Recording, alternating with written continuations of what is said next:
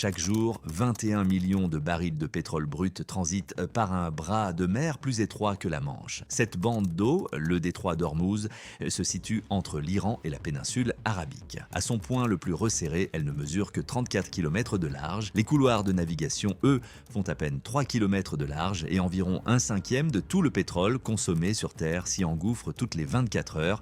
Si ces voies venaient à fermer pendant seulement 48 heures, l'économie mondiale commencerait à se paralyser. Les usines en Chine ralentiraient. Les raffineries au Japon s'arrêteraient, les prix de l'essence en Europe et en Amérique s'envoleraient du jour au lendemain. Le monde moderne tout entier, ses transports, son chauffage, son agriculture et son armée dépend de ce goulot d'étranglement. C'est un passage si étroit que l'on pourrait voir les deux rives depuis un simple bateau de pêche. Et depuis 500 ans, toutes les grandes puissances de la planète se sont battues pour le contrôler. L'histoire de celui qui contrôle le détroit d'Ormuz est l'histoire de celui qui contrôle l'économie mondiale. Et en ce moment même, au printemps 2026, cette histoire est en train d'être réécrite en temps réel.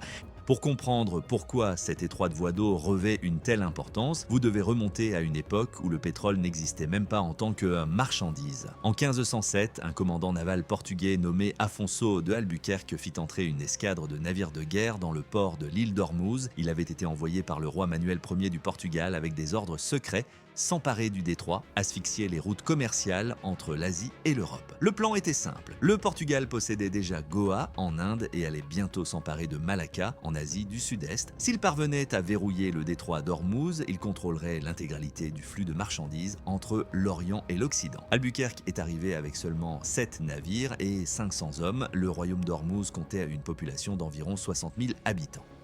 Mais les Portugais disposaient de canons, de soldats disciplinés et d'une volonté impitoyable de détruire quiconque oserait résister. Ils ont mis Mascate à sac, ils ont rasé le port de Cor Facans par le feu. Des femmes et des enfants furent faits prisonniers. Au moment où Albuquerque jeta l'ancre au large de l'île d'Ormuz, sa réputation le précédait déjà. Les habitants disaient que les Portugais mangeaient les hommes.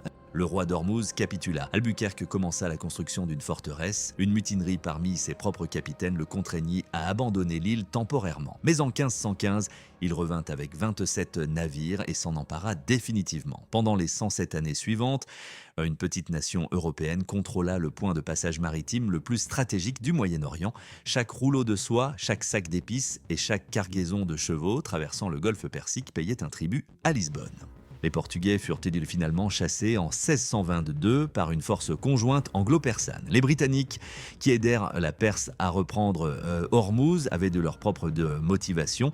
Ils voulaient accéder au commerce persan et ils l'ont obtenu. Au cours des 3 siècles suivants, la Grande-Bretagne est devenue progressivement la puissance dominante dans le golfe Persique. À la fin des années 1800, l'Empire britannique avait signé des traités exclusifs avec chaque chefferie le long de la côte arabique. Ce n'était pas des partenariats, il s'agissait d'arrangements où les souverains locaux échangeaient leur souveraineté contre une protection. Lorsque le pétrole fut découvert en Perse en 1908, les calculs changèrent du tout au tout. Soudain, le golfe Persique n'était plus une simple route commerciale, c'était devenu la source de la marchandise la plus précieuse de l'ère industrielle.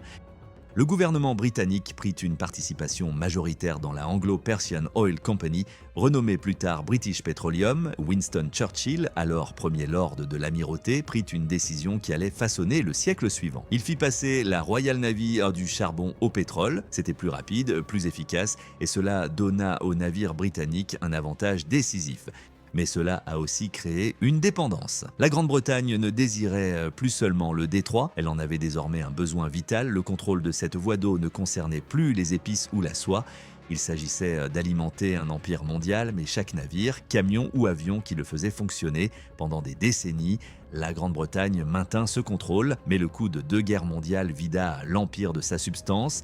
En 1971, la Grande-Bretagne annonça le retrait de ses forces militaires situées à l'est de Suez. Du jour au lendemain, la voie d'eau la plus stratégique de la planète n'avait plus de protecteurs. Les États-Unis, qui consommaient alors plus de pétrole que n'importe quelle nation dans l'histoire, firent face à un choix: intervenir ou laisser le détroit à quiconque serait assez puissant pour s'en emparer. Washington hésita. La stratégie américaine consistait à s'appuyer sur 2 alliés régionaux, l'Iran du Shah Mohammad Reza Pahlavi et l'Arabie saoudite pour maintenir la stabilité du Golfe. C'est ce que l'on appelait la politique des deux piliers. Elle fonctionna tant bien que mal pendant l'essentiel des années 1970. Mais en 1979, tout s'effondra. La révolution iranienne renversa le Shah. Des étudiants radicaux s'emparèrent de l'ambassade américaine à Téhéran. Ils retinrent 52 Américains en otage pendant 444 jours. Et le jour de Noël de cette année-là, les troupes soviétiques envahirent l'Afghanistan. Cela plaçait l'armée rouge à portée de tir du détroit. Le président Jimmy Carter répondit le 23 janvier 1980 lors de son discours sur l'état de l'Union. Ses paroles furent directes. Toute tentative d'une force extérieure pour prendre le contrôle du golfe Persique serait considérée comme une attaque contre les intérêts vitaux de l'Amérique. Une telle agression serait repoussée par tous les moyens nécessaires, y compris la force militaire. C'est ce qui devint la doctrine Carter. Ce fut le moment où Washington reprit officiellement le rôle que Lisbonne et Londres avaient exercé durant des siècles. Les États-Unis étaient désormais les gardiens du détroit d'Ormuz. Cette doctrine n'était pas seulement faite de mots. Carter créa la force de déploiement rapide qui devint plus tard le commandement central des États-Unis. La 5e flotte de la marine fut stationnée à Bahreïn, à seulement quelques centaines de kilomètres du détroit. Des bases militaires américaines se multiplièrent au Koweït, au Qatar et aux Émirats arabes unis. Et des porte-avions se relayaient dans la région pour assurer des patrouilles permanentes. Le coût pour maintenir cette présence finit par s'élever à des dizaines de milliards de dollars par an. Certains analystes estimaient que les États-Unis dépensaient davantage pour protéger le pétrole du Golfe que la valeur même de ce pétrole. Certaines années, tout cela pour maintenir ouvert un chenal de 34 km. Aucun président, qu'il soit républicain ou démocrate, ne remit jamais en question cet engagement. Le détroit était bien trop important pour rester sans surveillance. Et pourtant, malgré toute cette puissance de feu, le détroit n'a jamais été à l'abri. Lorsque la guerre a éclaté entre l'Iran et l'Irak en septembre 1980, les deux camps se sont mis à attaquer des pétroliers. L'Irak a frappé le premier en ciblant les navires qui se dirigeaient vers les ports iraniens. L'Iran a riposté en visant des vaisseaux appartenant aux alliés de l'Irak. Pendant 7 ans, plus de 400 navires furent attaqués dans ce que l'on a appelé la guerre des pétroliers. Plus de 100 marins y ont perdu la vie, 30 millions de tonnes de cargaison furent endommagées. La stratégie de l'Irak était délibérée. Saddam Hussein voulait pousser l'Iran à fermer totalement le détroit, ce qui obligerait les États-Unis à intervenir contre Téhéran. L'Iran a frôlé cette extrémité, mais n'a jamais complètement bloqué la voie d'eau. En 1987, le Koweït demanda à Washington de placer ses pétroliers sous pavillon américain. De cette façon, la marine pourrait les escorter à travers le Golfe. Les États-Unis acceptèrent. Les navires de guerre américains commencèrent alors à guider les pétroliers à travers le détroit sous protection armée. Les conséquences furent immédiates et sanglantes. En mai 1987, un avion de chasse irakien a tiré 2 missiles sur la frégate américaine Stark. 37 marins ont perdu la vie. L'Irak a qualifié cela d'erreur, puis en avril 1988, la frégate Samuel B. Roberts a heurté une mine iranienne et a failli se briser en deux.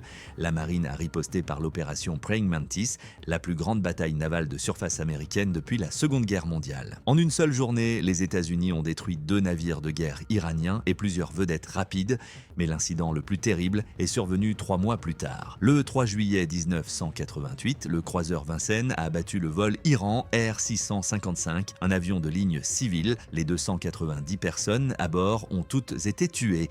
La marine a déclaré que l'équipage l'avait confondu avec un avion de chasse. L'Iran a qualifié cet acte de meurtre. La guerre des pétroliers prit fin, mais le modèle qu'elle avait établi ne disparut jamais. L'Iran utilisait le détroit comme moyen de pression. Les États-Unis répondaient par la force et l'économie mondiale tout entière restait en suspens. Au cours des décennies suivantes, chaque fois que les tensions avec l'Iran s'enflammaient, les menaces de fermeture du détroit suivaient. En 1990, Saddam Hussein a envahi le Koweït. Les États-Unis ont alors rassemblé une force de coalition de 700 000 soldats, le plus grand déploiement militaire depuis la Seconde Guerre mondiale. L'objectif était de bouter l'Irak hors du Koweït, mais il s'agissait aussi du détroit. Si les chars irakiens descendaient de l'Ogne vers le sud, en Arabie Saoudite, ce point stratégique serait le prochain sur la liste. La guerre du Golfe a duré quelques semaines. L'engagement dans la région, lui, est devenu permanent. En 2011, suite à de nouvelles sanctions sur son programme nucléaire, Téhéran a prévenu qu'il bloquerait la voie d'eau. Les prix du pétrole ont bondi à la seule évocation de cette menace. En 2019, des explosions ont endommagé 4 pétroliers près du détroit. Les États-Unis ont attribué ces actes à des mines iraniennes. Quelques semaines plus tard, l'Iran a abattu un drone de surveillance américain au-dessus du Golfe. Le monde a retenu son souffle, mais le détroit est resté ouvert. Chaque fois, la crise est passée. Chaque fois, l'opinion dominante l'emportait. L'Iran ne fermerait jamais réellement le détroit, car il en avait besoin pour ses propres exportations de pétrole. Ce serait un suicide économique. C'était du moins la théorie, puis est arrivé le 28 février 2026. Les États-Unis et Israël ont lancé des frappes aériennes coordonnées contre l'Iran dans le cadre de l'opération Epic Fury. Les frappes ciblèrent des installations militaires, des sites nucléaires et les dirigeants iraniens eux-mêmes. Le guide suprême Ali Khamenei a été tué. Ce fut l'escalade la plus spectaculaire au Moyen-Orient depuis des décennies. La réponse de l'Iran fut exactement celle que tous les stratèges prédisaient depuis 50 ans, et pourtant, d'une certaine manière, personne n'y était vraiment préparé. Le 2 mars, le corps des gardiens de la révolution islamique a officiellement déclaré la fermeture du détroit d'Ormuz. Ils ont annoncé que tout navire entrant dans la voie d'eau serait incendié. Des frappes de drones ont touché des vaisseaux à proximité du détroit. Des mines marines ont été déployées. C'est alors que s'est produit un événement qu'aucune simulation de guerre n'avait anticipé. Les compagnies d'assurance et de cette main invisible qui gouvernent réellement le transport maritime mondial ont retiré leur couverture. En quelques heures seulement, le trafic des pétroliers dans le détroit est tombé presque à zéro. Alors, qui a véritablement fermé le détroit? Était-ce l'Iran ou une poignée d'assureurs à Londres? L'effet sur l'économie mondiale fut instantané. Le pétrole brut de Brent, qui s'échangeait autour de 70 $ le baril, s'est envolé au-delà des 100 $ en quelques jours seulement. Le prix a culminé à 126 $, un niveau qui n'avait pas été atteint depuis des années. L'administration d'information sur l'énergie des États-Unis a qualifié cet événement de plus grande perturbation de l'approvisionnement énergétique depuis la crise pétrolière des années 1970. L'Irak et le Koweït ont commencé à interrompre leur production car leur pétrole n'avait plus aucun débouché. Les économies asiatiques, qui reçoivent environ 80% du pétrole du Golfe, ont cherché désespérément des solutions de remplacement. Le prix de tout, de l'essence aux engrais, en passant par l'aluminium, a commencé à grimper. Ce qui rend cette crise différente de toutes les alertes précédentes à Ormuz, c'est que l'Iran est réellement passé à l'acte. Pendant des décennies, la menace de fermer le détroit n'était qu'une monnaie d'échange, un avertissement ou un simple bluff. Cette fois-ci, ce n'était pas un bluff. Et la méthode employée n'était pas celle que l'on attendait. Le détroit n'a pas été fermé par une bataille navale massive, il a été fermé par une poignée de frappes de drones et quelques dizaines de mines marines. Cela a suffi pour que les compagnies d'assurance refusent de couvrir le transit. La marine la plus puissante au monde s'est retrouvée incapable de forcer l'ouverture du détroit. En effet, le problème n'était pas militaire, il était financier. Pas d'assurance signifiait pas de transport maritime. Pas de transport signifiait pas de pétrole. Les primes de risque de guerre avaient été déjà quadruplé avant même que la première mine ne soit posée. Au début du mois de mars, ces primes avaient été multipliées par 6. Pour un seul superpétrolier, le surcoût d'assurance par trajet a bondi de 250 000 $. Les armateurs ont tout simplement refusé de prendre la mer. Voici la partie de cette histoire dont presque personne ne parle. Le marché mondial du pétrole, avec ses 100 millions de barils par jour, dépend en fin de compte d'une poignée d'assureurs à Londres et aux Bermudes. Si ces assureurs décident qu'une zone maritime est trop dangereuse, peu importe le nombre de porte-avions que vous stationnez à proximité. Les navires ne prendront pas la mer, l'Iran l'a bien compris. Il n'est pas nécessaire de couler une flotte entière. Il suffit de créer un risque suffisant pour que les assureurs se retirent. Quelques drones et une douzaine de mines ont accompli ce qu'une marine tout entière n'a pu faire. Le schéma qui a débuté en 1507, une puissance lointaine s'emparant du détroit pour contrôler le commerce mondial, s'est répété sur 5 siècles. Le Portugal l'a tenu pendant 100 ans, la Grande-Bretagne l'a tenu pendant 200 ans, les États-Unis le contrôlent depuis environ 50 ans. À chaque fois, la stratégie était identique, projeter suffisamment de force pour maintenir le chenal ouvert et laisser couler le pétrole. À chaque fois, les coûts ont fini par devenir insupportables. Aujourd'hui, le pétrole circule encore par des itinéraires alternatifs. Des oléoducs traversant l'Arabie Saoudite et les Émirats Arabes Unis peuvent absorber une partie du flux. Les ports en eau profonde d'Oman comme Doukm et Salalah se situent en dehors du détroit. Ils offrent des options de contournement, bien que ces installations ayant également été visées par des drones iraniens, mais aucune de ces alternatives ne peut remplacer 21 millions de barils par jour. Il n'existe pas de substitut au détroit d'Ormuz, pas encore. En construire un prendrait des années et coûterait des centaines de milliards de dollars. Cet argent devrait provenir de nations déjà accablées par un pétrole à plus de 100 $ le baril. La question qui importe désormais n'est pas de savoir si le détroit rouvrira, il finira par le faire, tôt ou tard, sous une forme ou une autre. La véritable question est de savoir à quoi ressemblera le monde à ce moment-là. Une première possibilité est que cette crise accélère l'abandon de la dépendance au pétrole. Les nations pourraient être contraintes d'investir dans les énergies renouvelables, le nucléaire et l'indépendance énergétique. Cela se ferait bien plus vite que n'importe quel accord sur le climat ne pourrait le faire. Une autre possibilité est que celui qui contrôlera le détroit après ce conflit fixe les conditions de l'énergie mondiale pour la prochaine génération, et cette puissance pourrait ne pas être les États-Unis. La Chine importe plus de pétrole du Golfe que n'importe quelle autre nation. Elle a toutes les raisons de reprendre le rôle de protecteur que Washington assume depuis 1980.